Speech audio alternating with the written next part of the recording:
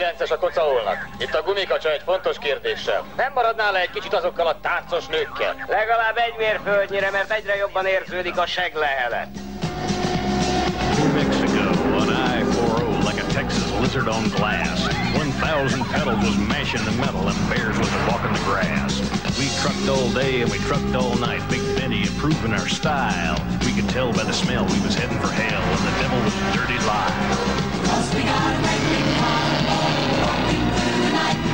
Yeah, we got a great big convoy. Come on and join our convoy. Ain't nothing getting our way. We gonna go this convoy across the USA. Rám vagy hangolva, Bajti? Mit szólsz, Cimbora? Több zsernyákot hagytunk magunk mögött, mint amennyi a szélvédőben a bogár. A mocsok Lyle hiába fette a fogát kacsapesenyére. Now Lyle was a creep, he was tacky and cheap, but he had him a badge and a gun.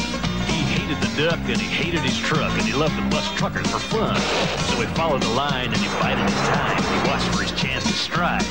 Then he picked on a trucker, yeah, wiry old son of him, trucker they call him Spider Mike.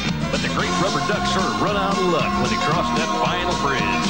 There's choppers and rigs full of guns and pigs. They's wall to wall on the ridge.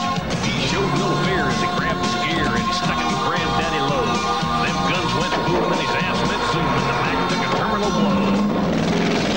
Söpörj tovább, kocaol, hadd fogjon az út. Különben a mi pilóta különítményünk még egy hadosztálymedvét is a padlóra tűz. Ezt kapd el, apám, ne a vérbaj. Amíg ilyen tökös fiú sarkat gyúzza a vezérgépet, addig nincs gáz. Well, that big black Mac stopped dead in their tracks when the trailer flew high in the air.